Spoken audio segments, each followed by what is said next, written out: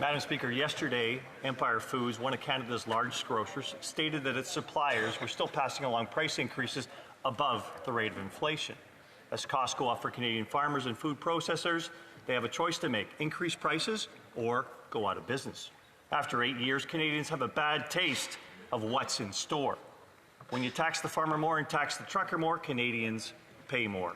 When will this Prime Minister pull his head out of the sand and acknowledge this carbon tax is the root of food inflation in Canada? Yeah, bravo!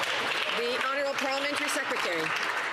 Quite the statement from the member opposite, who in the past has voted to not go ahead with tax cuts for the middle class, who's voted against the Canada Child Benefit. Just a few days ago, they voted against more homes being built, Madam Speaker. They voted against, in fact, shelter spaces for women and children who are trying to escape domestic violence. It is true, of course, that Canadians are going through a difficult time. We need to continue to be there for them with supports. The Canada Child Benefit I mentioned, the Canada Dental Benefit, daycare, support services, all of that is there, and we'll continue that support, Madam Speaker. The Honourable Member of Calgary Centre.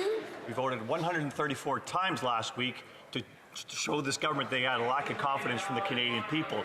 But Canadians are responding to food inflation in two ways, Madam Speaker: buying less nutritious food and lining up for food banks. Reliance on food banks is at all-time highs.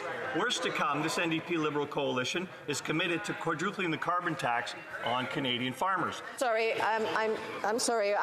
Again, there's a lot of individuals who seem to want to contribute, and then it's not time to contribute. So I'm going to get the honourable member to repeat his question.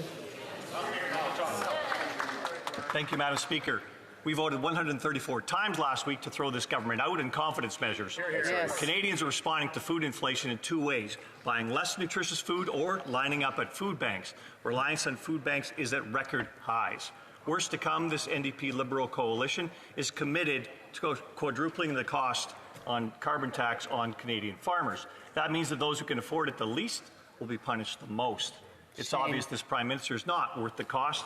There are two options here. Will the government exempt Canadian farmers from the carbon tax, or should Canada import more non-taxed foreign food? Well done. Parliamentary Secretary, the Minister of Environment and Climate Change.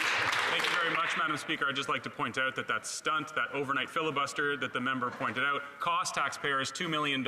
So as he preaches about fiscal responsibility, it's a little bit tough to stomach. Madam Speaker, the food report that he references actually said explicitly, and let me quote, "It is misleading to suggest that carbon pricing policies are affecting food prices." Moreover, Mr. Speaker, Trevor Thome said last week, if we got rid of the carbon tax and rebate, then this would harm a much larger fraction of lower and middle income households than it would higher income households. Madam Speaker, the Conservatives are making it very clear who they're standing for. It's big oil execs and the wealthiest Canadians.